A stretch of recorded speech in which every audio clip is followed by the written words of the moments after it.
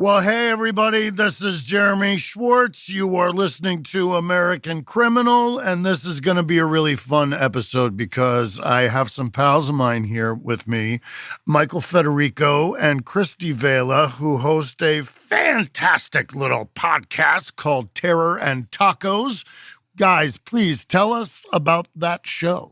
Well, I mean, I feel like it's in the title, Jeremy. We talk about horror movies and we talk about tacos, two of our favorite things. And we have been doing it for years, really. Started on a whim. Yeah. And was like, hey, we should talk about horror movies because we both love horror movies. We made a horror movie together. Christy directed and I wrote called The Finale. On Amazon. Available on Amazon Prime. You guys are amazing. That was perfect. Yes, that's sort of the basis of it. And you want to add anything exciting? Yeah, I mean, we used to go to the movies together, and we had jobs that enabled us to go to see horror movies during the day. Those were the days. Those were the days. And, after a few of them, we just decided to throw a microphone on a table while we were eating tacos and talk about The Omen. And that's what started Terror and Tacos. Well, everybody check it out. We'll mention it again here at the end of the show, but make sure you check it out, Terror and Tacos. All right, everybody, let's get started. So I'm really glad that you guys are here because this episode that we're doing today, it's a bonus episode for our Leopold and Loeb series. And because I have two movie buffs here, we're going to be talking about Alfred Hitchcock's Rope, which was based on the Leopold and Loeb case. The perspective that I kind of wanted to jump at this from was looking at how this crime in particular inspired so many movies, and a whole genre, really, of film kind of came out of this crime. And I want to talk about why that is, and let's talk about the movie and maybe some other movies. But first, Christy, how do we know each other? Jeremy and I know each other from doing theater together. We met a long time ago in doing a play at the infamous Undermain Theater called Shiner, yes, about the beer, where we played husband and wife. And, part of the play was Jeremy running away from his job at Huntsville Prison and me running after Jeremy all over Texas as we both were followed by a terrible serial killer. It was a fun show. So heartwarming. Which is not unlike our actual real-life friendship. Exactly. Yeah. And Federico, we went to the same high school. It was just a 2-year school, so we missed each other by a few years, but we went to the same school. Yeah, and I very much looked up to Jeremy in the speech world. If you had done something and succeeded with it 3 years later, they'd hand it to me and they'd always be like, just do it like Jeremy did it. And then many years later as adults, I played Jekyll to your Hyde in Jekyll and Hyde that Christie directed. Yes. Which was super fun. Oh, that's right. I directed both of you in that play. That was a blast. Yes. Oh, it's all a blur. The show was awesome, but let's talk about Leopold and Loeb. What do you all know about the actual case itself? Michael, you're in the hot seat. I mean, yeah, to me, Leopold and Loeb, and I had known about it when I was younger just because it's been such a famous case for so long. Yeah. And years ago, I had seen a musical based on it called Thrill Me, which it's like, I think, the Leopold and Loeb story. But I was, for quite a time over the last couple of years, not currently, but I was a true crime writer. And so Leopold and Loeb always came up because it is, I think, along with cases like the Dr. Crippen case that came a couple decades before it at the turn of the 20th century, I think it's one of the cases that fueled the birth of what we would call true crime now, because it happened at a time when technology was changing so rapidly and people could communicate much faster than they could in the past. And so all of a sudden, you have a story that's able to grip not only America, like across the country, but reach overseas very quickly. And people can follow it almost in real time, like not in real time the way we could today, where, it's like you turn on your phone or whatever. But we're really seeing this like international audience watching this incredibly salacious crime, right? It had rich kids and a murdered child and all of these things. And so to me, it's one of the many cases that would get slapped with the the murder of the century title. But I mean, it really does sort of fit the bill. I mean, people were obsessed with it. Totally, absolutely. It was 1923, 1924 when it happened. And we talked about this a little bit on another episode about the psychology is the same, in my opinion. The main motivating thing is entitlement. This feeling that you can get away with it because you deserve it. And these guys went all the way with that. They were sort of able to lean on his Ubermensch, theory to an absolute extreme, There's a great line in the movie that kind of speaks to these philosophical ideals and whether they are true or whether there's already something in you, Yeah, exactly. So it's like everybody has these thoughts, right? At some point, everybody's kind of like, oh, I want to kill that guy or whatever. But there's got to be something in you already.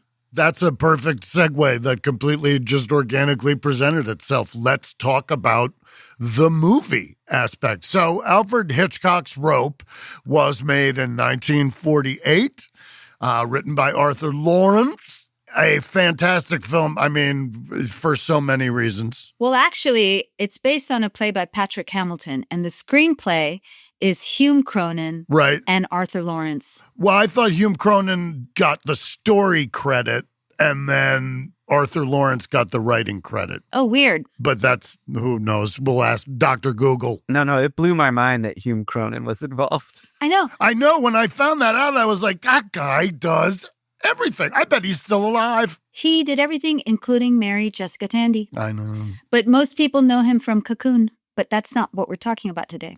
I do love that movie.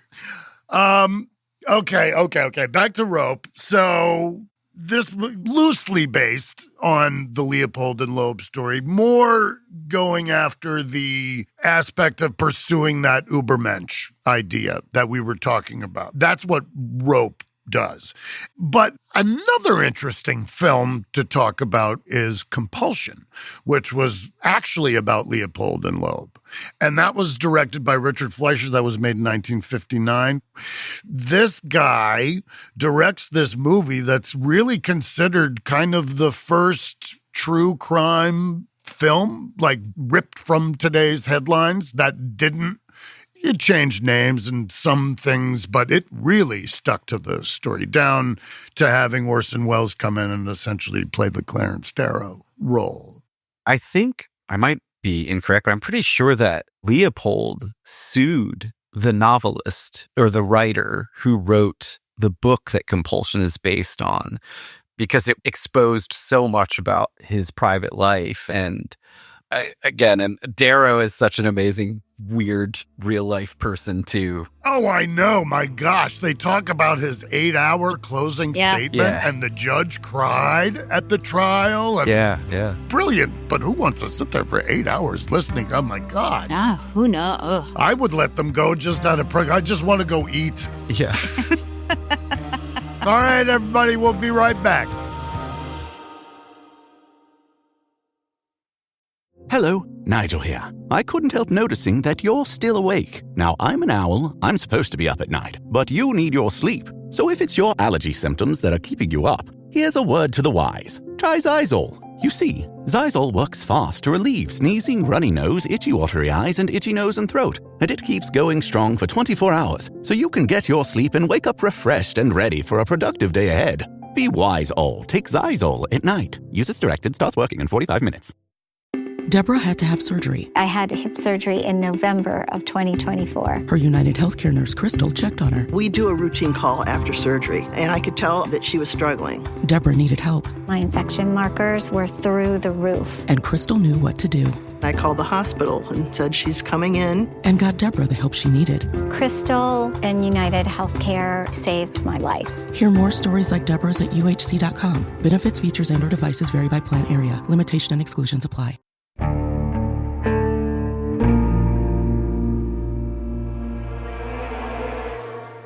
So what is it about this story that has given it such life in the public consciousness? One of the things that struck me and why I think it was able to inspire so many different, films and plays like Rope and Compulsion, all these things. It was like, it blew my mind because it still seemed so modern. Like you had people being like, it's this crazy jazz music that's making these kids kill. And it had a very famous, two very famous attorneys, especially in Darrow, but the DA of Chicago was also really famous. And so it had like aspects that are still so sort of prevalent in these huge, I know not to go back to OJ or whatever, but like that kind of thing, right?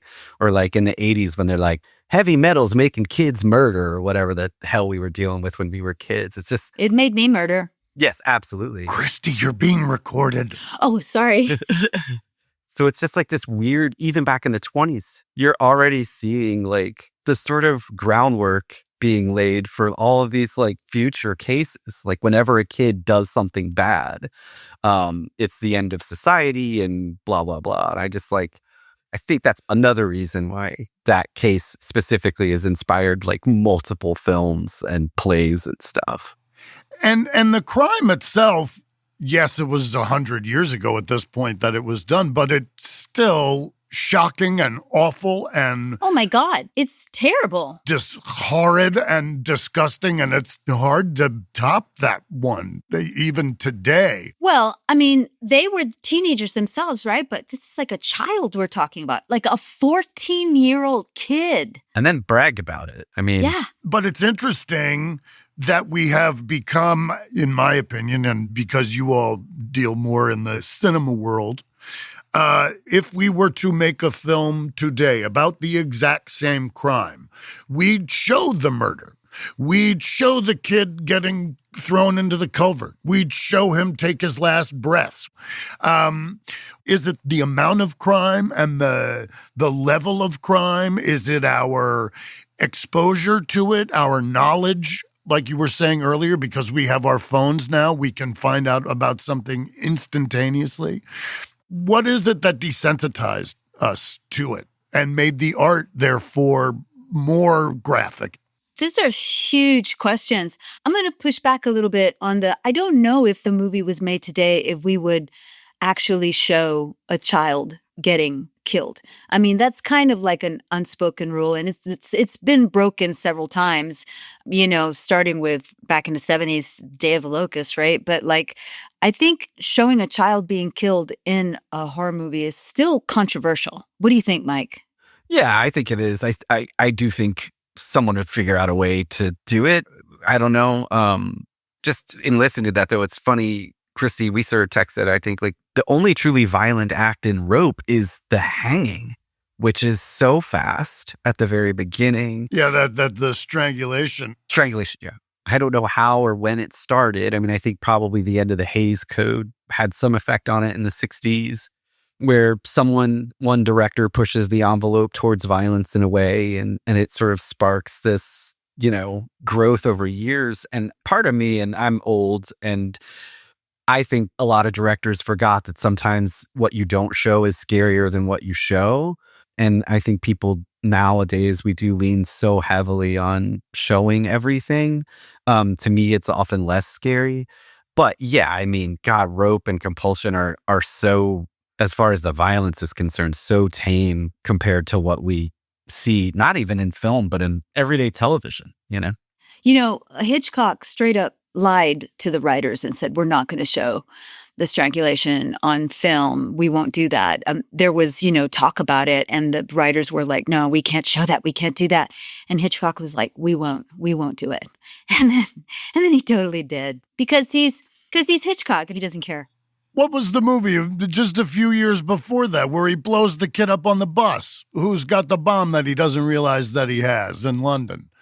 Sabotage. Yeah. Oh my God. And they keep showing the clock, and they keep cutting to the kid on the bus, and they keep cutting to everybody else. And you know that kid's got a bomb, and that bus is going to blow up, and that kid is going to die. Yeah. And they didn't show it, but he spent a good 3 minutes building up to that bus blowing up. Well, he's good at that, right? Like, he is a master of building tension on film, I also think he is the master. Like, I don't have to keep harping on the Hays Code. I think he's the master of navigating the Hays Code. Yeah. Oh my God. Yeah. Like the way he handles the relationship in Rope without ever saying anything that, straightforward, that they're a romantic couple that could possibly get him in trouble or whatever, or not get put on screen. But it's so obvious, like Clearly. I mean, all the times they talk about like, oh, we're going out of town together. We're going to and like the maid is like, yeah, this is totally normal that they always go up to the farm. we're going to see my mother. Everything they talk about is as though they were a married couple, and it is never even mentioned. It's masterful. Absolutely. It's like you talk about the bus blowing up the kid. He doesn't show it. You talk about the knife never actually piercing Janet Leigh in Psycho. But if you watch the shower, which is one of the most famous scenes ever in American movies, You walk away thinking that you saw it. you convince yourself you saw her get stabbed. Yeah. He's so good at that stuff. And he squeezes 48 cuts into that sequence? That's like 15 seconds long, something like that. It's crazy. Can you imagine sitting in the theater when Psycho first came out and watching that scene happen, and nobody had ever seen anything like that on film before? It must have been like people pooping in their pants. Must have blown still mind blowing, but it must have blown people's minds. Yes, I'm just trying to picture, because everybody dressed so nicely, even to go to baseball games back then. So I'm just trying to picture people pooping in their pants while seeing this movie. You ruined your suit, Morty. You ruined your chinos. Even Rope, which all takes place, at this one dinner party for like 8 people or whatever. And it's like, well, we're all in cocktail dresses and suits. Formal attire. Yeah, and that's what a weird array of guests. And it's like nobody really explains why anybody is there specifically. Well, no, the sister's there because she's in town. Oh, yeah. She came in town to buy a diamond. Yeah. My wife was sick, so I brought my weird sister. He's going to come look at these old books. He's going to look at these first editions. So bizarre. One of the very cool things about that film, I think, is the fact that the clouds very subtly move in the backdrop of the city. The movie was shot in like 10 shots. It's insane. Yeah, every time they cut behind the couch or push in on somebody and it goes dark, that's them changing reels. Yeah. I also think it's kind of fascinating to see, because not to say nobody would do this today, but I mean, it would be rare that like you have this just like full on ethics, morality debate between these people just hanging out at a party. And it's a really effective scene, but it's like, man, can you imagine now like pitching to a studio, like 8 people sitting in a room debating German philosophy? We'll call it Lifeboat. Another Hitchcock. Oh my God. Another Hitchcock. Right. Totally.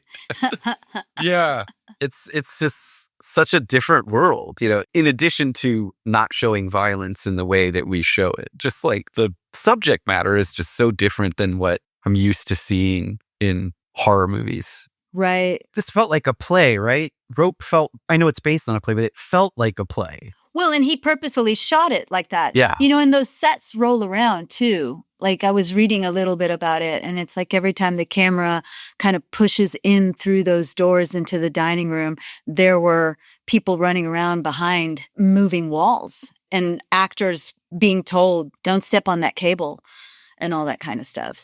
And it was one of the first movies too where the camera operators got like big title card billing because there were 4 different camera teams. Yeah, there's a story. I don't know if it's true. I mean, it's just part of the lore of this movie that there was someone, a production assistant or someone on set, who was standing in the way of the dolly, like his foot was on the track or whatever, and the thing went over his foot and actually broke his foot.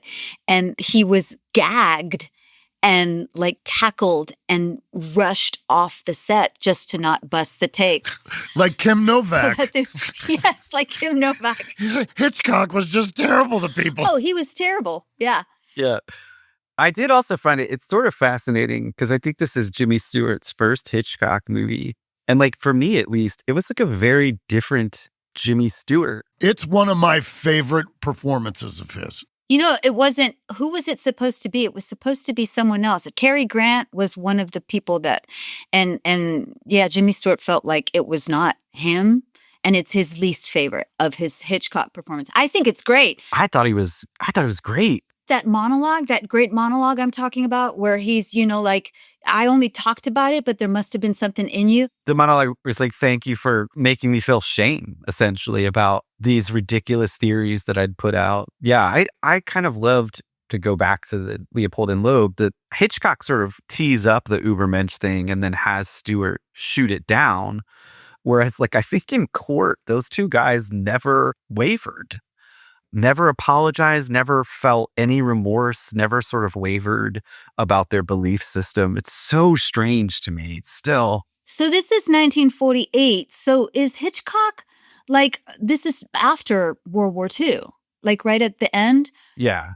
He's doing something, right? Like, he's clearly using this story to say something. Do you all think? Yeah, and they have the argument about Hitler. Brandon at one point is like, when they're arguing, he's like, yeah, but I would have killed Hitler because he's stupid. Right. That's his argument for killing Hitler, not, genocide or whatever. Yeah. He just finds Hitler and his followers to have been stupid, and so decides they wouldn't have deserved to live. He's doing some stuff. Yeah. Who's doing stuff like that now? Who's that director, you think? Ooh. I don't know. I mean, I think I'm going to take a chance here. I think someone like Oz Perkins asks big questions. Yeah, I think Ari Aster. Robert Eggers. Yeah, I think there are some directors, in horror at least, trying. It's funny, like every time Christie and I watch a Hitchcock movie for Terror and Tacos or just whatever, without fail, one of us will text the other and just be like, how is he so much better at this than everybody? He's like better than everybody. Okay, next we will get into the Hitchcock of it all. We'll be right back. For the first time ever, you can get all of ESPN in the new ESPN app, along with Disney Plus and Hulu, with one incredible offer. The most live sports, biggest blockbusters, and most talked about shows. Get it all in one bundle for $29.99 a month for 12 months. Visit Disney Plus Hulu ESPNBundle.com for details. Ad-supported plan auto renews at regular price. Currently $35.99 a month, subject to change. Unless canceled. Ends 1/5/26. Terms apply. New Icy Hot. Nighttime recovery. Relieves pain at nighttime while your body recovers. Icy Hot. You're so back.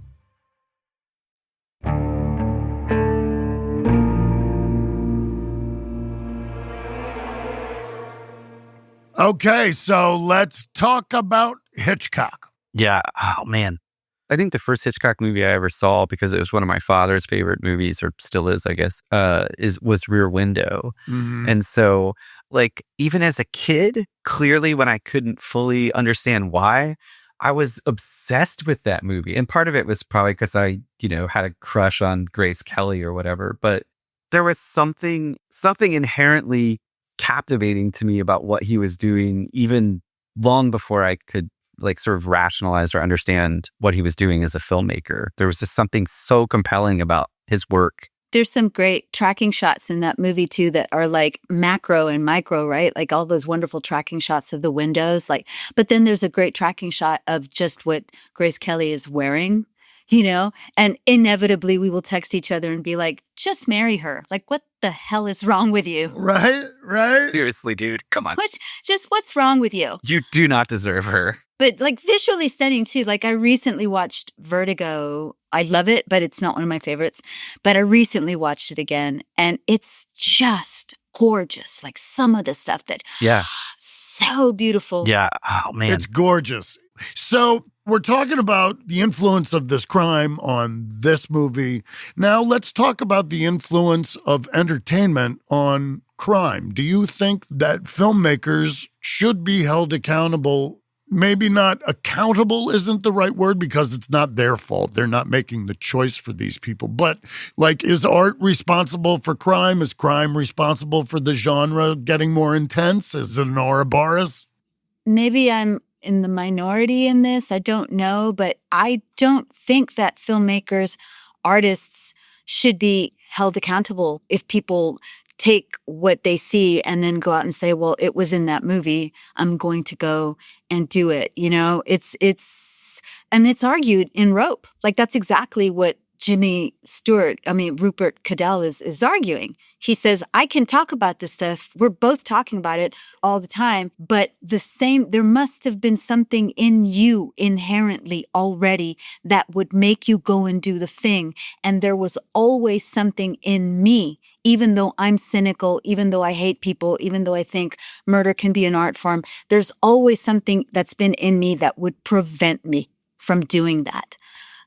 I don't think so. Maybe I'm wrong. I agree. I don't even know if this is quite connected. Like, having worked in true crime, I am almost numb to horror films now, to the point where I don't think as gruesome or whatever, or as gory or crazy or what as a director can get, I still think they fall so far short of real world horror. Yeah, nothing is more terrifying than actual people. Yeah. Agreed. Yeah. And I think that's why when you get sort of these very popular, it's such a weird word to use, dealing with murder. But when you see something like, we're talking about Leopold and Loeb 100 years later or whatever, it's fascinating to me how horrific those two guys are still. And I think the real life them is still more interesting. And I love Rope. I think it's great. But to me, the real life guys are still far more terrifying and fascinating than even the two guys in the movie, Yeah, I think it's like, for me anyway, and there's this need as far as like my, it's weird to say popular or enjoyment, or I'll say consumption of like true crime media, right? It's this need to figure out what compels a person to commit such horrendous things. Like, what is it in that person that is missing? It's not a fascination. It's not like, oh, that's cool. It's not like it's a need to understand the human behavior and why. Is it nature? Is it nurture? Is it both? We still don't understand in this day and age. We still don't know half of what our brain does or how it works, right? And so trying to work out what in the world would compel this other human to do such a thing. And is that in me also? Did I just get super deep?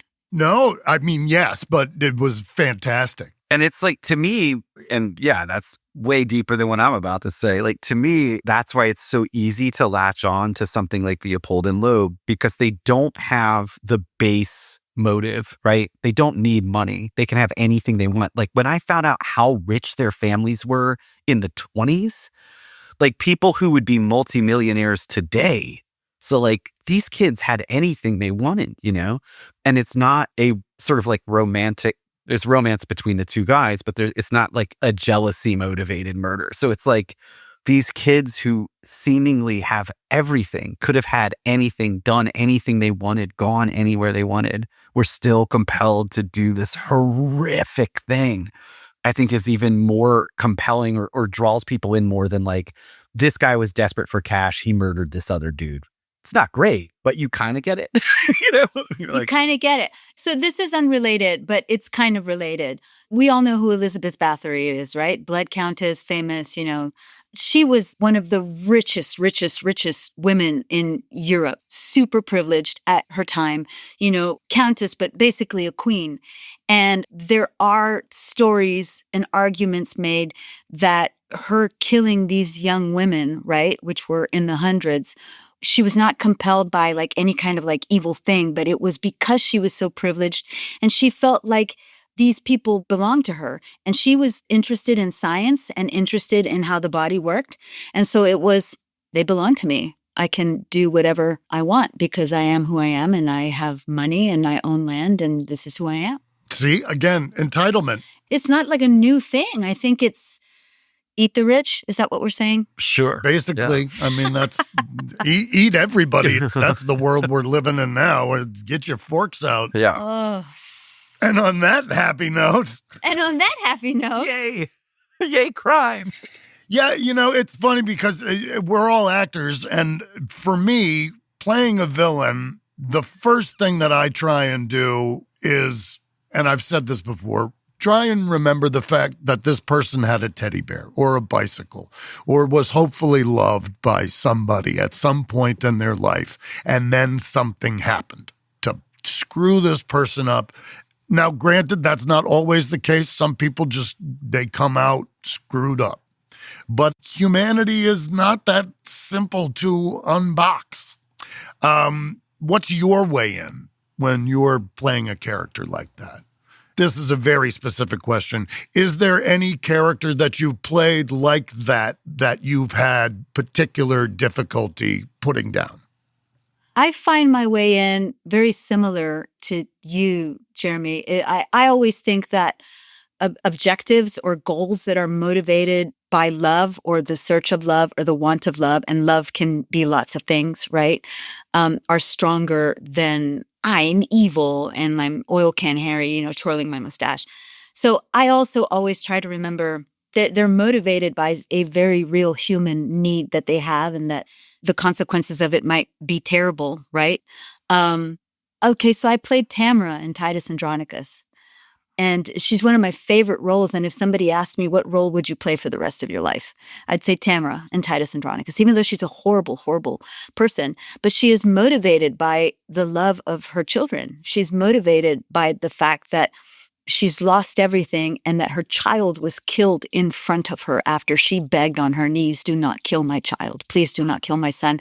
You've already won. You've already taken everything I've had. I'm already your slave. Please spare my son. And he is disemboweled in front of her. And she says, all right, it's on, right? And that's her motivation.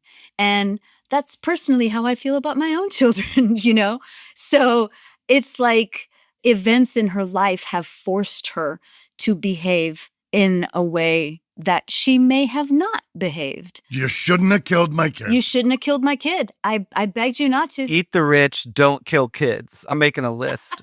Guys, I got to tell you something. This was a lot of fun. I would love to do this again at some point. It's just great to see you all. First of all, I haven't seen you all in so long. I need to leave my house more, Jeremy. I think that's part of the problem.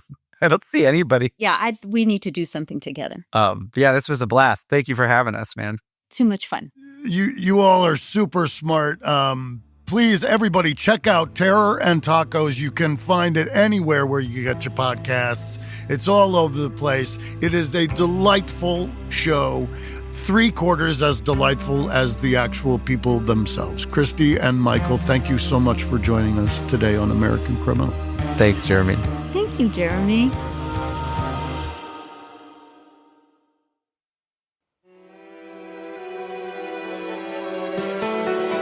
American Criminal is hosted, edited, and executive produced by me, Jeremy Schwartz. Audio editing and sound design by Emily Burke. Music by Thrum. Special thanks to Michael Federico and Christie Vela. This episode is written and researched by Joel Callan. Managing producer, Emily Burke.